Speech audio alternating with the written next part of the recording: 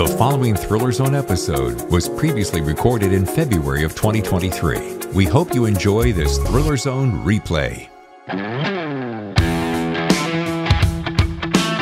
Hello and welcome to the Thriller Zone. I'm your host, David Temple. We are your front row seat to the best thriller writers in the world. Whether it's books, movies, or TV, we're here for you. And on today's 155th episode, a repeat performance by none other than the gray man himself, Mark Greaney. And his latest book is called Burner. And it sizzles, baby. It sizzles. All right, enough about that. Let's get on into the green room where Mark is standing by right here on the Thriller Zone. Well, welcome back for a three-peat. I guess this is... Is it three? Yeah. It is three. It's hard to believe it was what, Sierra 6 was the last one. Armored was the last one. Sierra 6 was the one before that. So that's like June and September, something like that. Yeah. Dude, you have been, I can't even imagine what your life is like. Well, it's super busy, but right now my struggle is to get my words written for next year's book. I always tell myself, it's like, I'm the only one right now that cares about next year's book, because there's all the, things going on with this year's book, which is great, which is what you want to happen. But at the same time, I'm like, I've got to keep myself honest and protect next year's release, so that when we come around here next year, it's not awkward for everybody that I either don't have a book or don't have a book that I'm happy about. So that's the thing that keeps me busy. It's like, interviews or family stuff or travel obligations or whatever. It's all one thing, but it's like, if I can get a few hours away to write, even if it's 45 minutes at a time, then I feel like I've got a handle on life in general. You brought up an interesting point. I was talking to someone just this past weekend. I won't mention his name in case he doesn't want that to be public knowledge, but he was talking about something you just referred to. He's working on this book. He puts the book out. You put all that energy into it, and then it's gaining its own momentum, but you're starting on the next thing. So it could be months and months and months later. And he made the comment of like, that book, oh, geez, I'm just kind of glad to be done with that, because that seems so far away. Yeah. And I walked away and I was telling Tammy about this, and I'm like, that must be really frustrating or a challenging thought. So you put all this energy and you think, here it is, ready to go. And it might be months and months later before you're really spending all that time talking about it. Absolutely. And I've run into that a million times, where I am so focused on something that I'm writing. And then by the time it comes out, like right now, I'm 40-something thousand words into the next book. And so I'm doing research on totally different things, totally different places. There's different characters. So it's always the first half dozen interviews are always really kind of like halting and confused. I've literally been in interviews, and they'll be like, so tell me about, and they'll throw some name out, and I'll be like, I remember that name. I don't remember who they were, but because it's just, you sort of need to keep putting them out. And I've even been like invited to come speak at the Lithuanian embassy about Russia's involvement in, the Baltics or something, because of something I'd written in a Clancy book that came out the year before. And I'm thinking, a year ago, I knew enough about it to write a book. Now I know less about it, and things have probably changed. It's like, I could refer you to some real experts if you need real experts. I would just be there for show, and most of the information that I have made it to the page probably. That begs the question, do you ever find yourself having to keep a little, crib notes off to the side, only because of the volume? And you're only, by the way, we're going to get to this beautiful book, Burner, in a second. 500 pages seems to be about your norm. So, and it's chock full of characters. So to the same point, I'm thinking, if I'm trying to keep track of not only the thread of the idea, but all the characters, and I'm now 1 year later, do you have to kind of keep, which would be nothing wrong with that. You mean like for interviews? Yeah. Stand by. So far, I haven't had to refer to it, but it's, that day will come. No, it's literally like, I forget the names of some secondary characters, and somebody, because like I said, I've been burned before, where I've had to have somebody kind of give me hints about who this character is they're asking about. And then you remember, I mean, I think there's probably 50 characters in a book on average. Some of them are only in one chapter, obviously. That's, Sure. You don't have 50 main characters, but you never know what people are going to ask you. And, they'll be like, are we ever going to see Alex again in another book? And I'm like, Alex, yeah. The other thing that happens, which is funny, is I get emails from fans all the time who are reading some book in the series. Sure. And I think they feel like I'm sitting there with them looking over their shoulder, because I'll get an email. It's like, dude, chapter 43, what were you thinking? Yeah. And I just look at the email and just, file it. I'm like, I don't know what book you're talking about. Yeah. Authors don't normally know by chapter, like if somebody goes like, I can't believe the way things changed in chapter 7. I'm like, yeah. Just tell me, I remember the story, but I don't remember what chapter it is. That's probably 60, 70 pages in. So I can sort of maybe put something together if I really thought about it. But yeah, it's funny. It's always a scramble. I'll probably do 100 interviews for this book, and I'm probably about 10 in now. So this is me smooth, sadly. You should have seen me 2 weeks ago. All right, here's the good news. I consider us friends because we've hung out enough to be called friends. Yeah. I'm not going to throw anything at you that you're not expecting. And we're really just here to me, it's always about just checking in, having fun. And yes, of course, we're going to talk about Burner. We're going to we'll probably refer to some old books, but we're definitely going to be talking about The Gray Man. But, I have been in this business a long time, as you have as well. And I know that when you hit those junkets and you have to talk nonstop about the same topic over and over and over, and you're doing it 100 times, as you just referenced, it's tough. And I think I talk to some of my author friends, and they think, and this is always so funny to me, they think, I'll write the book, I'll pass it off, it'll get done, I'll be on my way, I collect my check and do another one. I'm like, yeah, dude, that's 30% of it, maybe, right? Right. Yeah. It's just a process to where, you go out. I mean, a huge percentage of my time I'm sitting there by myself, typing and Sure. working on my book or reading or something like that. But then when you go out on these things, like you said, there's some days where you do these radio satellite tours where you're just on the phone and they will just patch you in with different radio stations around the country. Sure. And it'll go on for 7-8 hours. Yeah. I've done 30 in a row. And a lot of these segments are like 5 minutes long.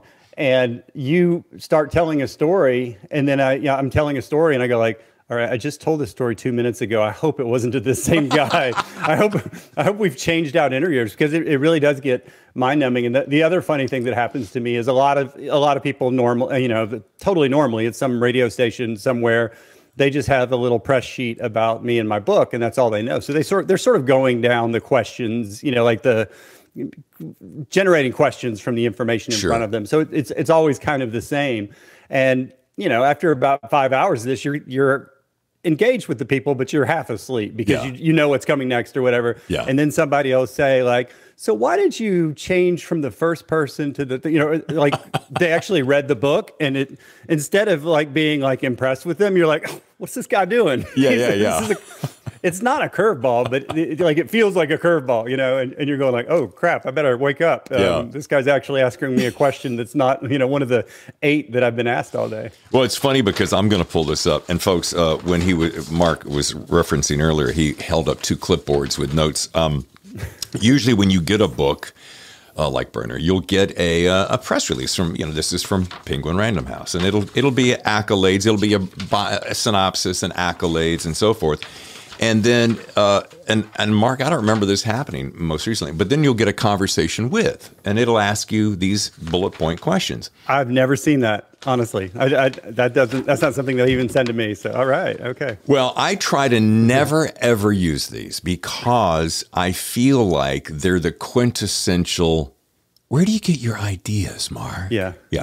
However, there is one in here, as you'll see, I circled it, that I am going to use only because I'm like, okay, well, that's not that they're not good, all good. Whoever put it together, you're fabulous. Yeah. But one of them got my attention, so we'll get to that. Anyway, I did want to ask, how was your Super Bowl? Was it you and the family, and did your team win? So I didn't have a dog in the hunt until about kickoff, when I found out a friend of mine was a personal trainer to one of the kids who's now on the now playing for Philadelphia. So suddenly it's like, wow, I have a personal connection to this. And there's actually 2 players from my university that played for Philadelphia. So I guess in that regard, I was for Philly. But I'm not a huge football fan, but Pat Mahomes is just like so awesome and so cool, and he's been a lot of fun to watch the last few years. So we had some friends over, not a big group, maybe like 12 people, including 4 or 5 kids, and we sat there and watched the whole game and had a great time watching it until like the last minute. Like it felt like the excitement fizzled out there at the end, but that happens sometimes. Yeah.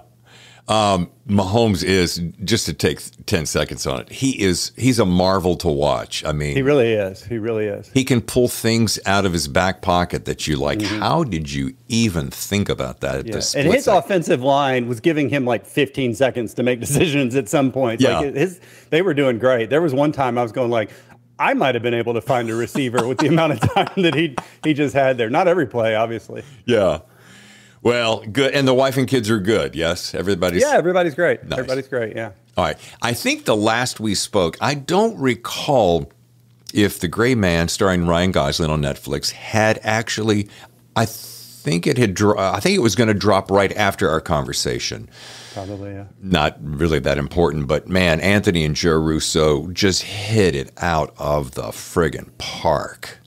Yeah, I enjoyed it. I thought it was good, and the places where it was similar to the book were exciting, and the places where it was different from the book also makes me happy, because then I would think people should read the book, because the book has a lot of differences, and I was able to be a little grittier and more depth because I'm writing on the page. They were able to be more visceral and visual and whatever other adjectives, because it's a completely different medium. But sure. It was a great commercial for the book, and we've sold a bunch of books since then. Good. And I had a great time watching it every time I've seen it.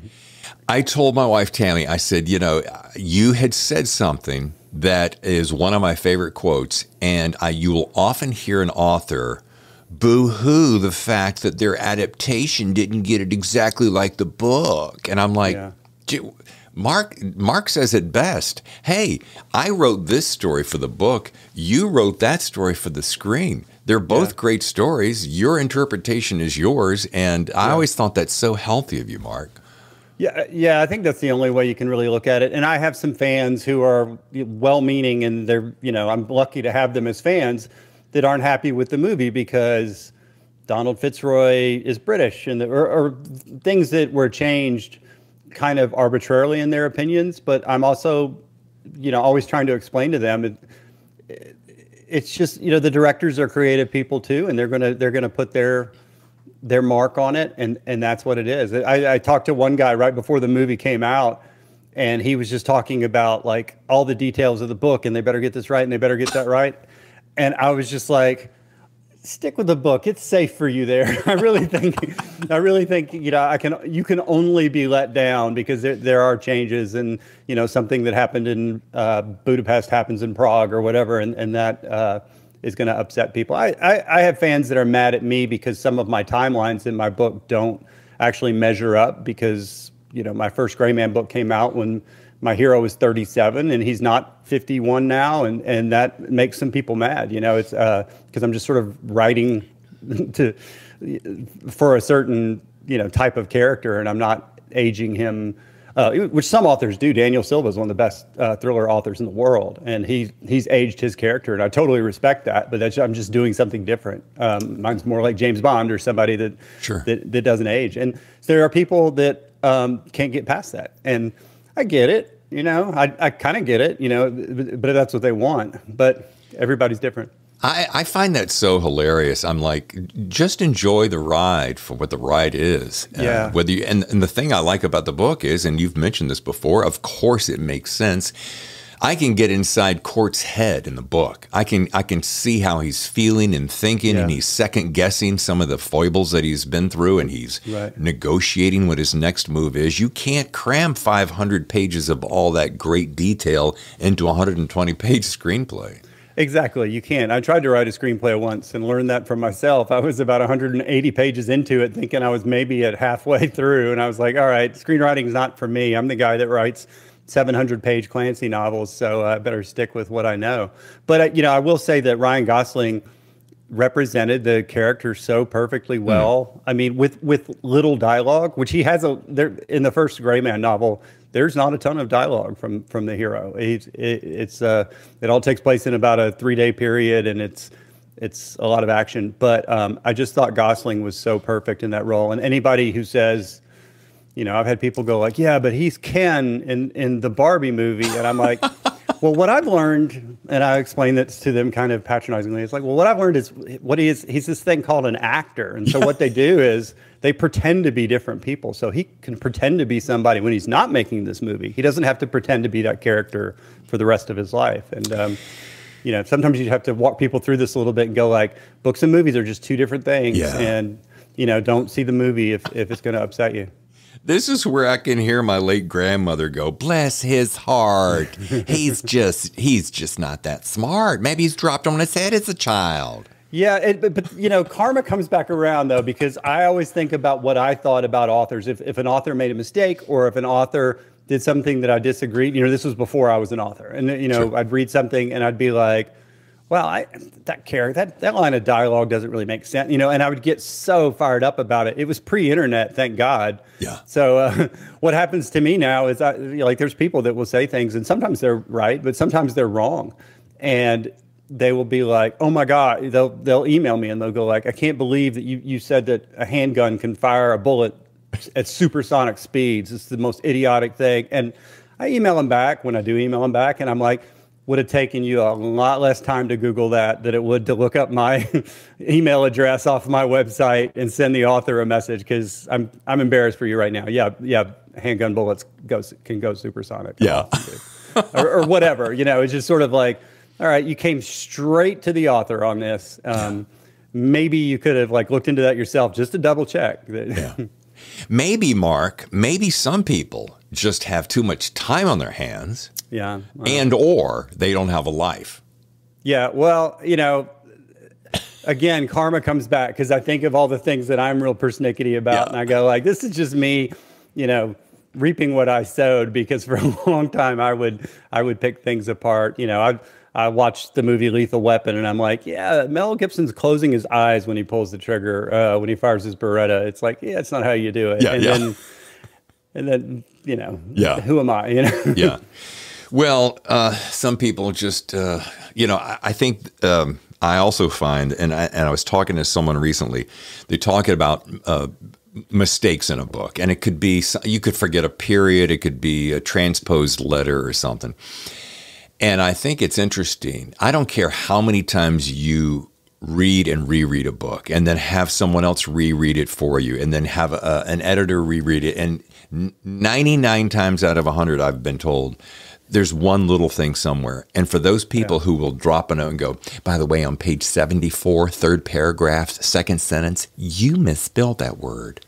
Yeah. And I'm like, I get a lot of that. And I always, my kind of rote answer is, it's a 170,000 word book. There's probably 5 words I'd like to have back, another crack at. I don't know what percentage of correctness, 5 out of 170,000 is, but I'm just going to have to be happy enough with that. And that doesn't mean that you're off the hook for the mistakes, but basically what happens is you write something, and then the scene looks a certain way to you. And every time you read it when you're editing it, you just miss stuff, because you're visualizing what you're writing and saying, okay, is this the way I want the narrative go, blah, blah, blah. And you're not sitting there every time you're looking at the guy on the A10 punch the afterburner, and there is no afterburner on A10. It's like, you're not like, every time you read that word, you're not checking that stuff. You're just going like, okay, yeah, I wrote that, it must be right. And, you make hundreds of corrections every time you edit it,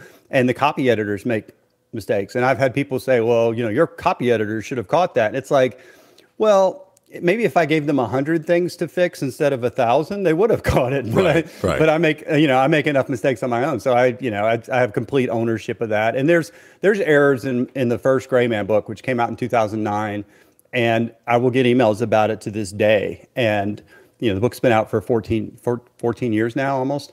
And I'll get emails about it to this day. And, I don't even really respond. They're usually, people usually aren't mean. Every now and then somebody is like, since you got this one error with firearms people are the worst, and I'm a firearms person, so I can say that. You got this one error with this firearm. You gave 20 details about this firearm, but you got the the muzzle velocity wrong by 5 feet a second. And it's kind of like they're basically like, you West Coast liberals hate guns and don't know anything about them. And I'm like, wow, I have him I have him using this pretty, sophisticated Steyr whatever pistol with, these tritium sights. And I have all these details, and I know nothing about guns because there's some detail I didn't get right. But everybody is an expert on certain things, and then there's things they don't know about. So I will have a lady who knows a whole lot about horses in one of my books, Courts on a Horse.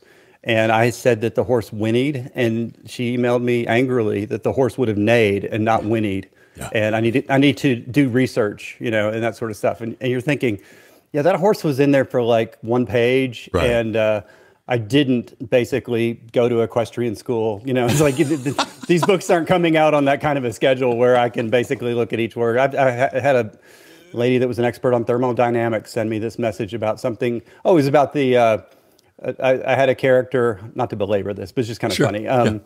A character was very cold, and they were sitting at a bus stop, and the cold, frozen cement, this is in Sweden, got into their feet, and it pushed the cold up through their legs or something like that. And the lady emailed me, and she said, listen, I'm an expert in thermodynamics, and cold is the absence of heat. Cold doesn't move or grow or blah, blah, blah. And I emailed her back and I said, all right, thanks for that. I promise I won't say that again. If you promise you will email every writer that ever mentions the word sunrise, because the sun does not rise. So I need you to, go ahead and clarify that every time you read that in a book. Promise me you'll do that, and I won't use this again. She did not reply. I was going to say you did not hear back from her. Yeah.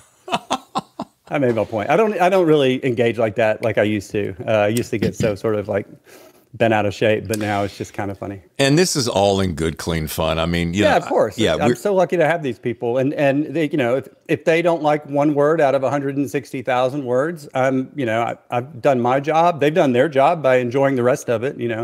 Everybody wins. Yeah.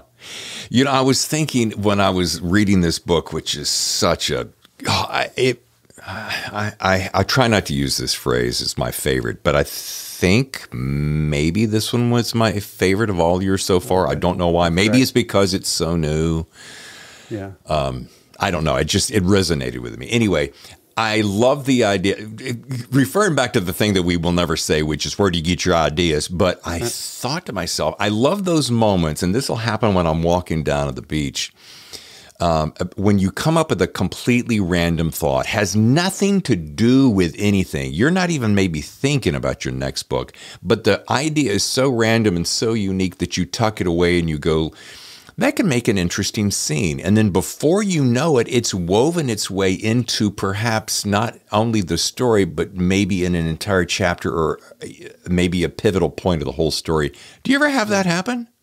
Yeah, absolutely. Okay. And I keep little notes on my phone on a little note app to try and jog my memory when it does come in later. I have all these little Gray Man ideas that have never made it into books yet, but I want to. I have ideas about his early life and his family and stuff like that. There's never really been a place that I thought was right to integrate it into a story because it wouldn't have been part of the narrative of that story, and I like to keep things moving. But there's so many little things that you write down, and a lot of times, again, like you said, it's not like I'm sitting there trying to think of what's going on in the next Gray Man novel.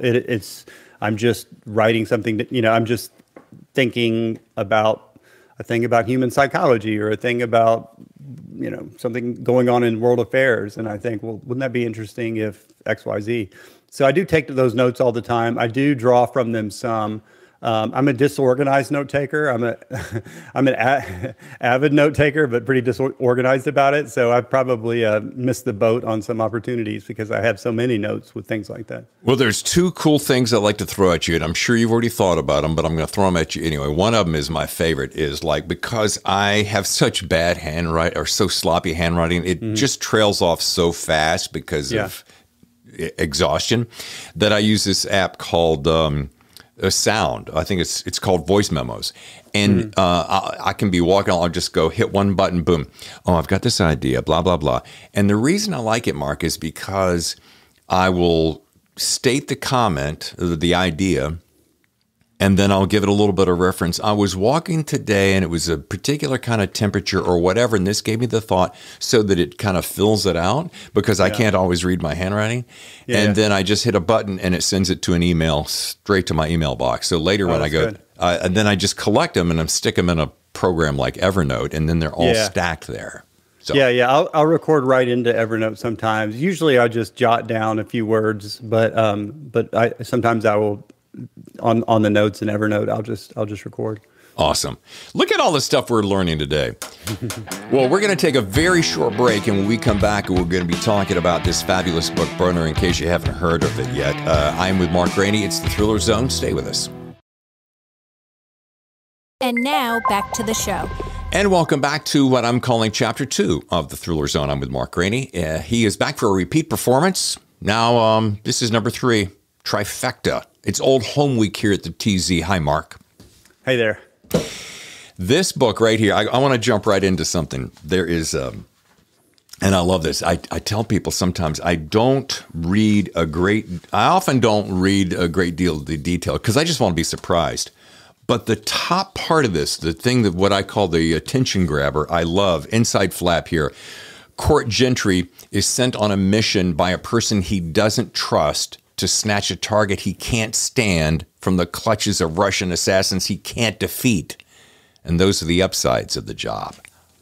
Bam! Rock solid. I think my editor writes those. I like that. That's really good. So good. It's, once again, Mark, you've done that thing that this is why we come to you for entertainment. This is why we drop the $29.95 or whatever it is, because you give it all to us. You got the action, you got the tools of the trade, but you better get the bullets right, mister. You got the love story, which is always neat, especially when you're up in all this anxiety. You got international intrigue, and perhaps my very favorite, and maybe this is why this one so grabbed me. It's that last minute rip from the headlines topics, especially as it pertains to Russia and the latest war in Ukraine. So tell us about that. And I mean, it's literally, as I'm reading, I'm like, this stuff was happening yesterday, and this book is now talking about it. Yeah, that was a dicey aspect of this project. I started the book. I started thinking about the book before, and it was going to involve Russian money laundering through a bank in Switzerland. And that's pretty much all I had. And the invasion kicked off on February 24th, or the Russian invasion began in 2014. But the stage that we're in now kicked off February 24th of last year, 2022. And I immediately started tooling the book towards that. And there's a banker in Switzerland who's actually Ukrainian, who has lost some family members, and he finds out through certain different ways that his bank is laundering money for Russian, not just for Russia, but for Russian foreign intelligence. And he steals some information, and the gray man is trying to get it for the CIA. He's kind of working on a contract basis with the CIA. So as I was writing this book last spring and summer, even though not one page of Burner takes place inside Ukraine or involves the war, there's no tanks or troop movements, you had to sort of prognosticate a little bit of where we would be in February of 2023 when the book came out, because the book would feel really wrong if something, if it turned out differently. Right. and I think I got it pretty close as far as, Russia has a lot of territory in the east. There are those in the west who are, tiring of the war or who are propagandists for the Kremlin for whatever reason. In this book, it's bribery and other sort of influence operations, and you see that stuff all the time. I was too pessimistic about the West's resolve, I think, and I was also too pessimistic about the effects that the winter would have on European, gas and oil, and that turned out better than I could have hoped, and I'm happy to be wrong in those areas. Yeah. But, in this book, there's a peace treaty that members of the West want signed that's sort of going to forgive and forget a lot of what Russia's done, and at the expense of Ukrainian territory and lives. And it's a very cynical peace treaty that my hero court is trying to get stopped by proving that some of the people who are going to sign the treaty are these people taking bribes for Russia. So it was, it's an espionage story. Doesn't involve the war directly, but everything that's going on in the war is portrayed in there. And my emotions about what's going on really influenced this book and made this book a lot more, of a passion project for me, because I do spend all day, every day watching, what's going on over there.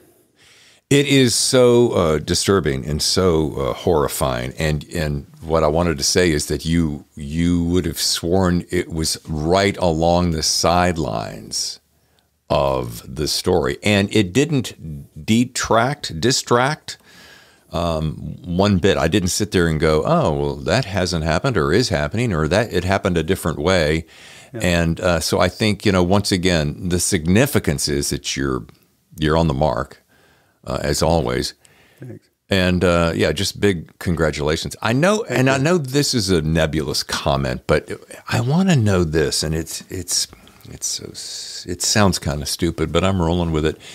What do you think is your secret to always keeping your work so fresh and timeless? Because there are some writers who you can kind of tell when they've just gotten tired.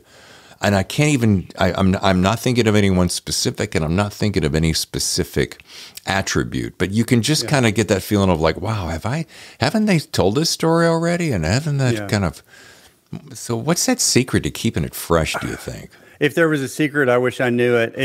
It's harder every book to do something you haven't done before. But it's also the thing that that's the brass ring that I'm reaching for with each book. So I don't necessarily even find the heart and soul of the story until a few months into writing it. Like, I'll come up with a plot and I'll be like, all right, I'm not exactly sure how this is going to be different from, a typical Gray Man book. And I don't want it to be a template. I want it to be something different. And I've done dramatic things at times, like this book, Mission Critical, was more about Zoya and less about Court. And this book, 1 Minute Out, was you were in Court's first person perspective for the one time. So I've done dramatic things. This one is more of a pure espionage novel than a lot of them are. And the relationship between Court and Zoya and the introduction of some new characters, I think, kept it fresh in my head. But also, every time I write a scene, be it an action scene or something, I have to think, have I done, Burner's my 23rd book. Jeez. I'm like, have I done this before or anything too like this before? And there will come a time where that is no longer possible. And hopefully I will hang up my hat or, just leave it on for the next generation. Yeah. I don't want to phone it in. I don't want to be one of these guys that puts a book out every June and it could be like a book that they wrote in 1985. They don't care. Yeah. I don't know anybody specifically like that because I don't really read those books, but I want to keep it fresh for my own sanity and just for my self-respect. So if I have to write fewer books in the future, then I'll write fewer books in the future. I just don't want to, start cranking these out. Yeah, and that's not the worst thing, by the way, Mark. You're in your mid-50s, right? So first of all, you look younger than you are. You're a young man. You got plenty of ideas. there's plenty of ideas yet to come, but I like your attitude, and I also like the idea that if all of a sudden I start dragging, there's nothing wrong. There's a lot of people putting out 2 and 3 and 4 a year. Yeah. I think so you drop back. All it does is it forces us to go, okay, I got to wait a little bit longer until another Greaney book comes out. So yeah, and I mean, people be like, write faster, or you should have more books out. And I'm like, well, I'm the one that knows how bad it's going to be if I'm like forced to write faster, or just like, I've got 90 minutes to think up a plot, or some, twist in this chapter. I can't really work like that. So even though people say that, I mean, they say it because they like my work, and so it's 100% a compliment. I'm like, okay, I'm going to protect you from your idea because I'll give you 5 books, but they're not going to be, what you want. You're not going to want book 6. So I have to sort of keep my own counsel when it comes to that. Well, I like the fact that you used the phrase "to the heart of the book," because there's a point about 2/3 the way through. I want to call it chapter 55 for some reason. It stuck in my head. If someone were to pick up the book, and I'm not suggesting, hey, Mark, I loved what you did on 55 because you're on your next book and you've already forgotten it, but you might think it's nearly a romance novel, and this is because we're talking about Koya, and don't get nervous. He's just writing the softer side of a story. But it does beg the question, and I don't think I've ever asked you this before, do you think you're a romantic at heart? Because it's such a solid, and of course you're married, but it's such a solid piece of love story that weaves in and out, and it's not all tied up in perfect little unicorn bows. Yeah, well, thanks for saying that. I'll tell you what I think. I don't know if I'm a romantic at heart or anything like that, but both of the characters, Zoya and Court, they're in love, but there's been a million things keeping them apart for 6 books or so. That's why they call them thrillers. Sure. Zoya is a former Russian foreign intelligence officer, SVR, and now she's on the run from Russia. But she's in a very, very dark place in her life right now. I've had Court in very, very dark places in his life in earlier books, and it's Zoya's turn. Yeah. But due to the war and her feelings about what her country's done, I make her as somebody who's not as maybe pure-hearted as Court is at the end of the day, but this is just a bridge too far. This is just beyond the pale. And she's abusing drugs and alcohol, and she's alone because she and Court haven't seen each other in a year. And it's really taking a toll on her. So that creates like really high emotional stakes with that character. Court, on the other hand, misses her, loves her. He's just as upset about what's happening with Russia. And so he has these really deep emotional stakes as well. And so when the two of them finally do bump into each other, which, I won't go into how that happens or the drama there. Right. I think it's very natural that two people are in this very pivotal point in their life, and they do care about each other, and they are now shoulder to shoulder or whatever, that sparks fly the way that they would fly. Yeah. But it's not just romance for, let's go to the park and hold hands. It's more like they're at desperate times in their life, and they have to call on each other, and their insecurities about the relationship and their insecurities about the other person's emotional stake, all those sort of things, work their way into it. Meanwhile, there's an 88-page long action scene on a train, while this is going on. It's not like this all happens at a coffee shop or anything like that. It's within the context of a fast-moving thriller. But all those things are interesting to me. So whether I'm romantic or not, I'm not really sure. But just psychology is really interesting to me, and interpersonal, communications is very interesting to me. Well, I would say that the way that you look at your beautiful wife and the way that she looks at you and the way you guys photograph on Instagram, stalking, yes, included, I would say that there's plenty of romance. Well, that's nice of you to say. Yeah. No, most of those pictures are really accurate. And not staged for the camera. No. And I appreciate Some are. Well, the foodie ones that I know that She likes to really geek out. That's her. That's not me. I just eat it. Yeah. But, Honey, photograph it, but can you please move because I want to eat it. Yeah. Just to switch gears just a tiny bit, I was, again, reminiscing about Gray Man and seeing Ryan Gosling, who happens to be a bromance of mine. And I'm trying to imagine the rush of emotions that having a guy like him take on your universe. And I gotta ask, in those quiet moments, which are probably few and far between for you, Mark, because I've seen the gaggle of kids and dogs at your house. Yeah. But just between us, what does all of this? And I don't want to use the word instant recognition or instant fame because it hasn't been instant. It's been a long, slow burner percolating on the back burner. But I mean, in those quiet moments when you're just like, yeah, this shit's really happening. Yeah, I hate to use the word surreal because there's got to be a better way to say it, but it's funny and it's probably healthy that like we don't walk around talking about it very much in the house. I always talk about, I'm always walking around whining about, I didn't get my words today, or there's no way I'm going to make my deadline. So I had said we went to the premiere of the film in Hollywood last year.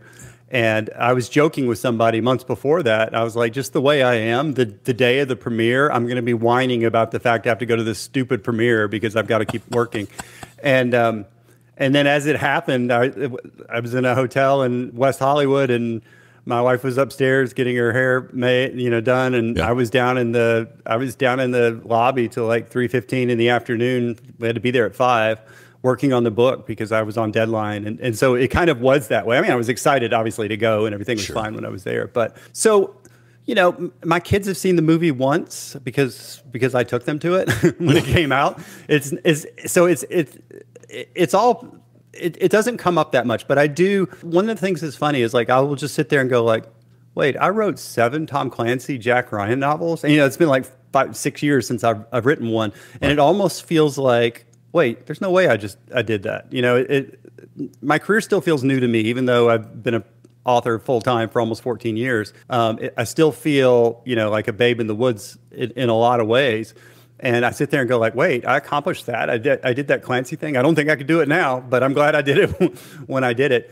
And then the same thing with the film. The film was always just this 1,000,000-to-1 shot that I never really took seriously, other than to tell people about it because it's good promotion for your books. And then when it happened, it's fascinating to me. And people talk about it now. And it was a year ago, and I've written 2 books since then, or I'm on my 2nd book since then. Yeah. And, it feels like it's water under the bridge a little bit, but it's always going to be there. And, 250-something million hours of downloads in the first 28 days. It's the 5th biggest movie ever on Netflix. It's been really, really good for me. And they're doing another, which is really good for me.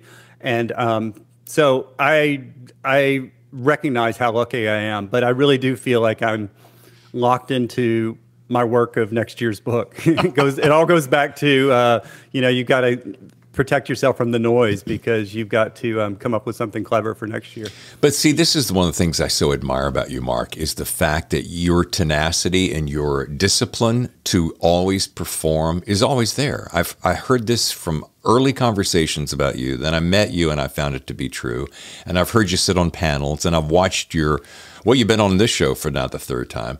Yeah. And back to your comment, you're down in the lobby. The wife's getting her hair done. You're in the lobby working on the next project because that's what it takes. And I think that's what differentiates you among many. And I'm not sitting here trying to heat up your skirt. I'm just trying to say that for the listeners who really want to make this a part of their life, they have to realize that it's work constantly. You got to always stay ahead of it. It's a lot of work. And then when you get one book out, you don't just sit there and talk about it on social media for 5 years. You need to have the next thing and the next thing and the next thing. I will say that at the end of last year, my agent and my editor told me, don't worry about writing a 2nd book this year. You've been burning the candle at both ends. I'd had a bunch of releases, the film and everything else.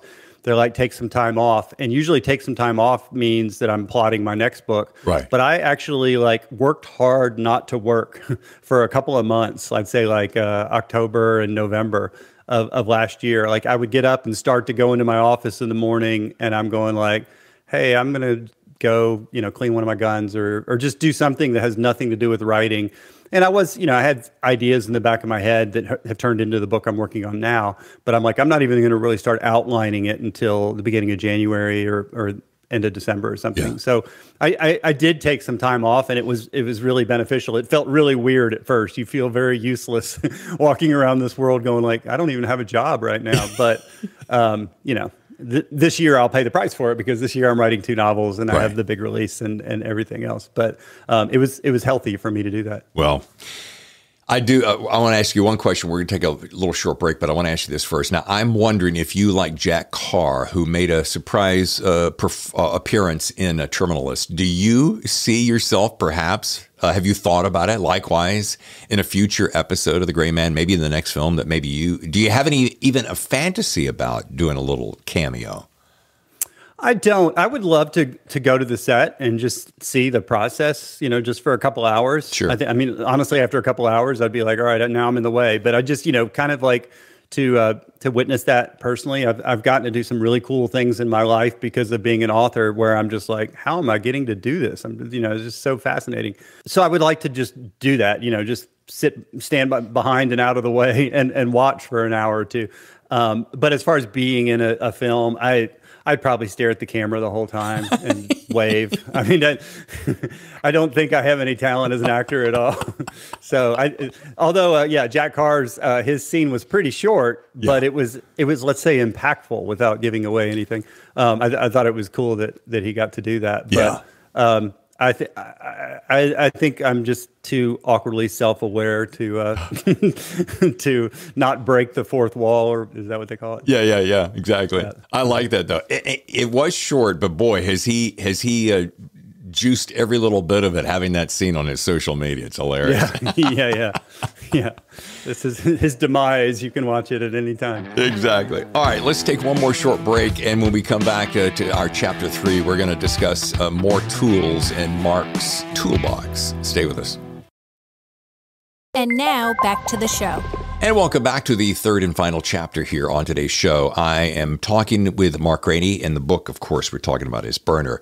And we're talking about tools that Mark uses in his toolbox. We were talking about references to research, and I have this one question. We were talking about this right before the break about appearing in a movie, and I find it interesting how so many authors that you and I both know and we follow, they talk about their weapons a lot. I see them talking about, they constantly flash their everyday carry on social media. And I don't know that I've asked you this before. Are there things that you carry on a regular basis, and are they necessary in sweet little Memphis? Yes and yes. I'm pretty pro Second Amendment. Memphis, sadly, has incredibly awful crime right now, and it's getting worse. And it's I live in East Memphis, which has historically been one of the safer parts, but the trouble is coming to our doorstep. Sadly, just about 3 weeks ago, there was an attempted abduction. 4 guys tried to abduct a woman out for a jog about 2:15 in the afternoon on a Monday on the exact street that my wife walks on. When she goes for her walks and stuff. And a horrific story about a young jogger at 4:30 in the morning here in Memphis, a school teacher from the school that you could almost throw a baseball to and hit from my house, was abducted and murdered. And this was, I guess, early September or October or something like that. Oh my God. 4:30 in the morning. So these things are happening. And obviously Memphis is in the news right now because of the police brutality, killing, basically assassinating this young man for whatever reason that I'm sure we're going to find out about one of these days. Yeah. But it was like a cold-blooded murder right in front of a police camera, and some of the guys had their badge cams on, so they seemed to have no concern whatsoever. So, that's not going to help the crime situation in Memphis if people don't trust the police even less. In fact, they disbanded the violent crimes unit that did this. And I'm not sure the answer is maybe the answer is to disband the unit, because these 5 guys or 7 guys or whatever it's up to now, all were they just flat out killed somebody, like it was El Salvador in the 1980s, and that happened in Memphis. And so anyway, I've carried a gun since 2004, 2005.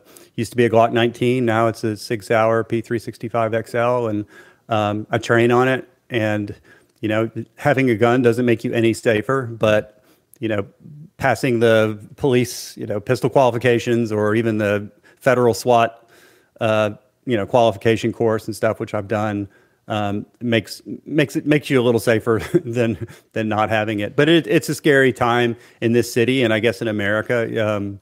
I feel like the cops are 15 minutes away, and the bad guys aren't going to give you 15 minutes if something, God forbid, happens.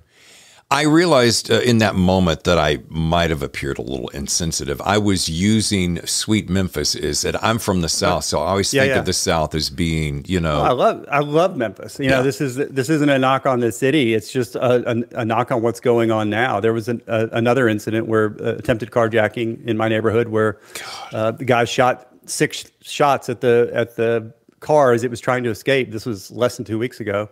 And it never made the news. I saw the Ring camera video because my wife knows somebody that knows somebody, and then one of the guys that was involved, they put an ankle bracelet on him, sent him home, and he just got caught stealing a car and leading the police on a car chase yesterday or day before yesterday. So I guess they put 2 ankle braces on him and sent him home now. I don't know what they do. Maybe what he needs is an ankle bracelet that attaches together, and he sits in a little quiet room all by himself for a nice little stretch, if you know what I'm saying. That makes sense to me. I think he's 16 or something, so they're doing the whole it's not your fault that you're involved in a shooting if you're that young. But it's sad and scary. Yeah. Well, just one last statement about that beating. That there aren't words.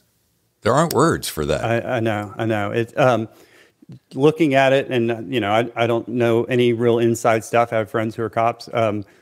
It looked very personal. It looked very targeted. Yeah. It didn't look like, obviously all the things that the police, that these guys have said the guy was doing. There's no evidence of him doing any of those things.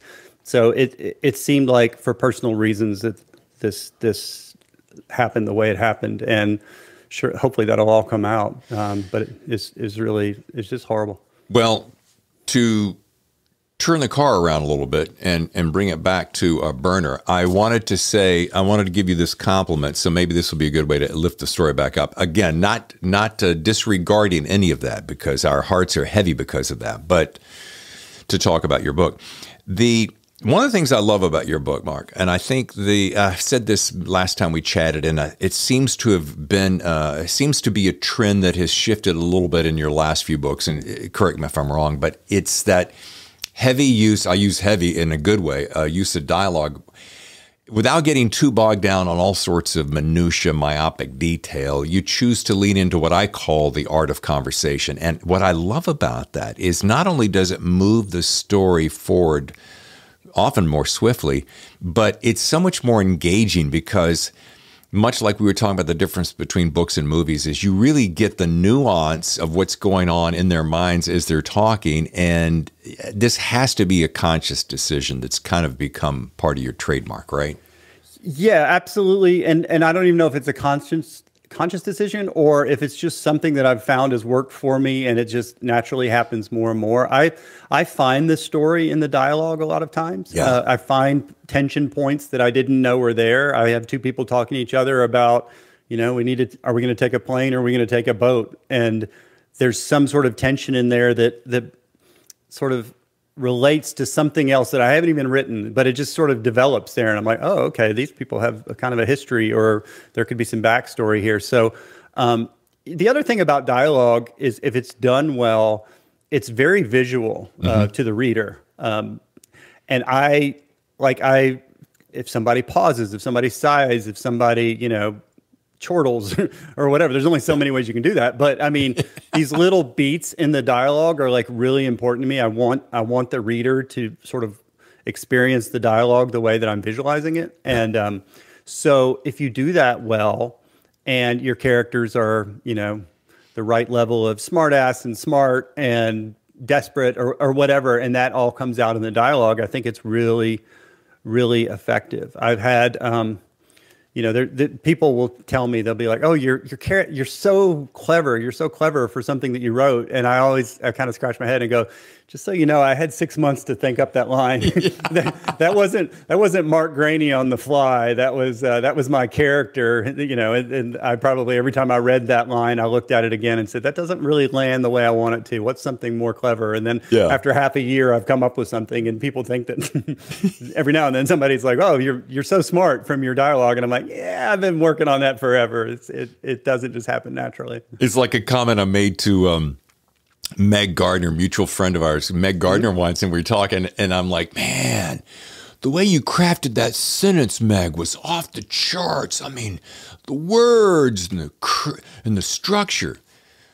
David, you do know that I had like 6 months to write that scene. And my two favorite books in the whole world, which I have borrowed since then, is the dictionary and the thesaurus. Yeah. Oh, yeah. Now, I use my thesaurus on my Microsoft Word all the time. And I'll be like, is there a better way to do this? And sometimes there isn't. Sometimes there is. Yeah. Here's something random, because you mentioned this. What's the difference between chuckle and chortle? I would only have a British person chortling. A portly, older British person would chortle. I don't know. That's just how I see it. If you're asking me, it's just, I don't think I would have, like a 12-year-old boy chortled, when his buddy fell off a skateboard.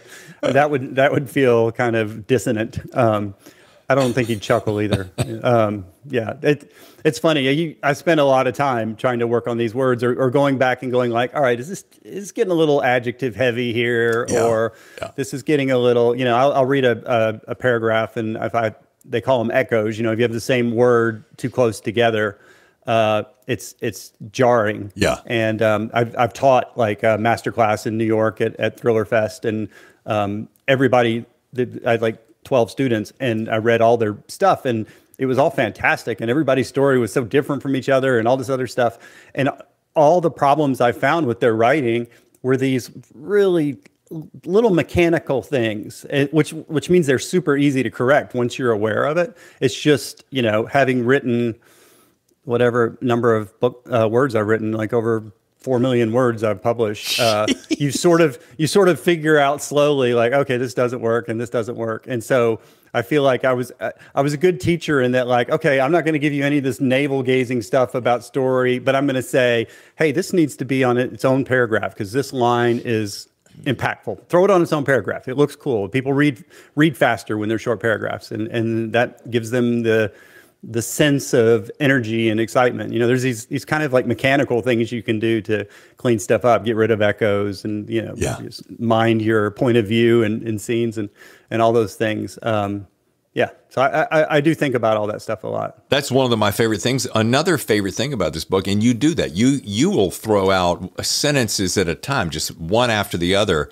And what I like about that, and we've talked about this before, is it just lends a speed to it. And so if you're reading faster, you subconsciously feel like the energy's moving faster. So you come across a big, dense paragraph, and it slows you down a little bit. Yeah. And if there's a line in that paragraph that, as a writer, you think, this is the money shot here, this is what I want people to get out of it. Yeah. It's like, that's got to go on its own line. I don't care what you learned in grammar in 7th grade or whatever. I was asleep, fortunately. Otherwise, I'd probably be doing it too. So there's lots of mechanical things you can do to make your writing better. And remember, my favorite, rules are made to be broken. Yeah.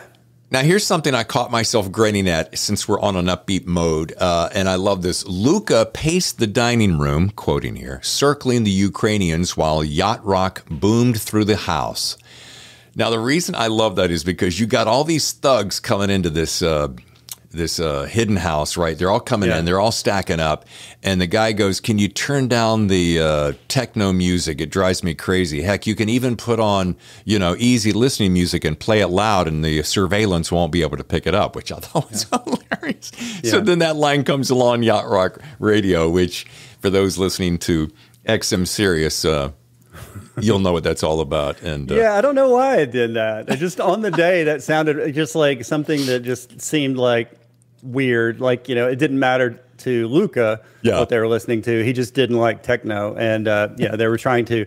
Their laser surveillance equipment can kind of be pointed at a window, and the vibrations it can pick up words from, and you throw some music on there, and it doesn't happen. I bet techno would probably be better than Christopher Cross. Yeah. And the more I think about it, that didn't come from like the CIA. That just came from me on the day with a cup of coffee in one hand and a muffin in the other, trying to come up with something clever. Well, I think the extra reason it was so funny for me is, I was on the radio for 25 years.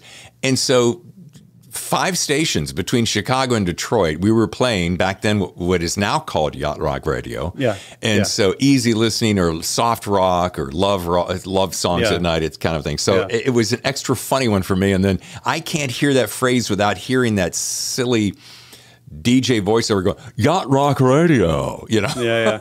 I hear some Michael McDonald or some Christopher Cross right there. All right. I have one. We're going to start wrapping up here, sir. But I have this one whiplash moment. Tammy and I use this phrase, whiplash moment. We'll be talking about something, and then I'll just come out of nowhere, and she'll go, excuse me, that was whiplash. So where did that come from?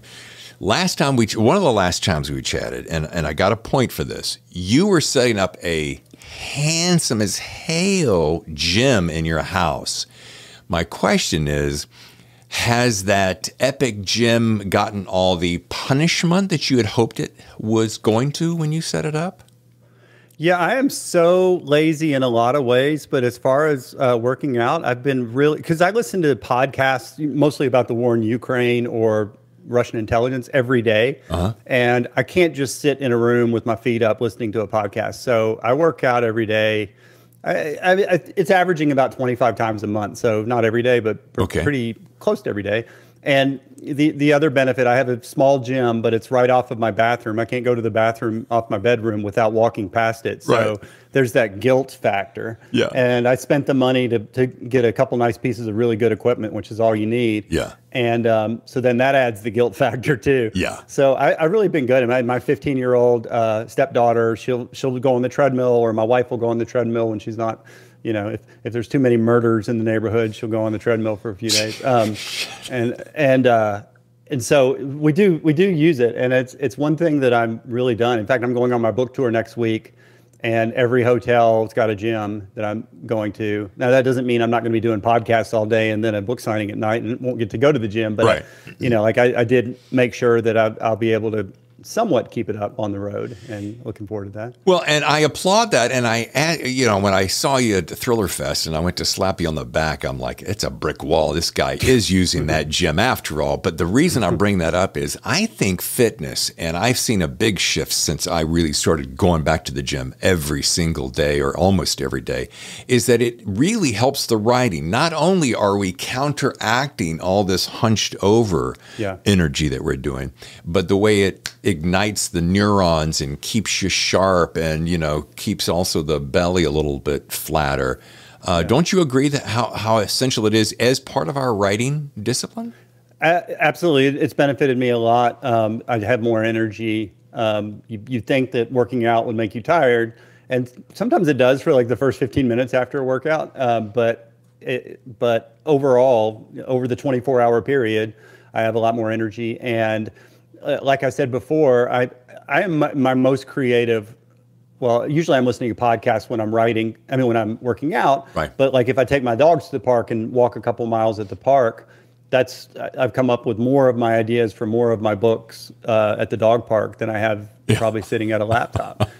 So I think anything that you do, it's just that kind of me time thing, and like working out is that I close the doors to the gym, and the kids and the wife don't care that I'm in there, and I can listen to podcasts and get totally engrossed in it, not even think about working out. I'm not some jock or anything like that. I'll just kind of do my thing. I try and do a little bit more every week or two, but it definitely benefits me in a lot of ways. Well, like the old saying goes, a body in motion stays in motion, right? Yeah. And you just wait. You just wait, youngster. When you get another decade on you, you'll start feeling some of that. I'm feeling all kinds of things. It don't bounce back like it used to, baby. Yeah. All right. I know I have asked you this before, probably 2 other times because you've been on the show twice, but I always like to end the show with this question. You know it's coming, and especially since I'm gaining, thankfully, so many new listeners each week, especially writers who want to hone their craft. So you know it's coming. Best piece of Mark Greaney advice. Yeah, I know you got one. It's one of my favorites, but I'm going to ask you yet again. Did I say finish something? Which yes. is one of the things. Yeah. So I'll just speak to that a little bit. Like I think the best thing you can do is, let's say you're in the middle of a book or you're thinking about a book or whatever. It's just, I don't care if it's the book or if you go into a short story or a novella or something, write a beginning, a middle, and an end, edit it, get it perfect. I don't care if it's 12 pages because there's so many different muscles necessary to bring a project to completion. It's not just writing the cool parts or coming up with this big sweeping plot. You have to do 1,000 different things to get that thing done. And you sort of need, and if you write a 15-page short story, you will go through all, the plot twists and the character development and the, point of view changes and the editing and are there echoes in here? Or is this, is my lead character, does he have an effect on the third act? All these like little things, you can do that in a small space, and then you know that you can do it, and then it's better to go to big pace. I say quantity can make quality. So the people that are just thinking about writing something and are trying to get it figured out before they put the first word on the page, it's like I just want to grab those people by the collar and say, just write a page. Go write another page. Go write another page. 2 weeks from now, you're going to be a vastly better writer than you were 2 weeks ago. And 6 months from now, you're going to be vastly better. And, a couple years from now, you could be published. And I just think the daily grind of the process and completing something is the best thing you can do. So well said. And we don't know, Mark, I have run across so many people who have just sold novellas and they're getting turned into more streaming material. You can't poo-poo a novella anymore. No, absolutely not. Yeah. No, absolutely not. Anything you write is your intellectual property. And the way things are going with TV and streaming and all this other stuff, it's like you have your intellectual property. And if you can get interest from that, maybe somebody wants you to turn that into long form fiction or an audio play like I did once, or, they want to option it for a screenplay. There's all sorts of things you should do. It's like, just create stories. Create stories and don't put the parameters in your own mind. Just let the parameters do their own thing. Yeah. Once again, the book is Burner. It's available for pre-order now. It's dropping next week, and it's a doozy. If you like Gray Man, if you like Mark Greaney, you're going to love this one. I guarantee it. Bam. Mark, as always. If folks need to learn more, they can go to your website, markgraineybooks.com. Very muy importante. But always good to see you, dude. I know you're stacked and packed and got all kinds of things, but thanks for taking time out for me. Oh, I always enjoy it, David. Let's do it again. All right. Always good to see Mark Greaney. And this book, Burner, another Gray Man book, it is going to be killer.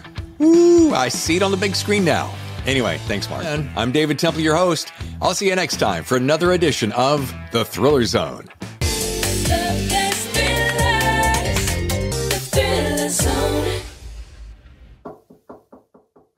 Hey, before I go, can I just say one quick thing? I want to say thank you to everyone who continues to write in their 5-star reviews for our podcast. Sometimes I feel like the little train that could chugga, chugga, chugga. Other times I feel like a great big rock star. Either way, we are making it happen because of you. So thank you for listening. Thank you for watching. You can watch us on YouTube, And just thank you for your kind comments and your support both on Twitter, Instagram, and wherever you get your podcast. And if you haven't left a 5-star review, don't let me stand in your way. I'd love to see you provide us with one. Okay, I'm really going now. See ya.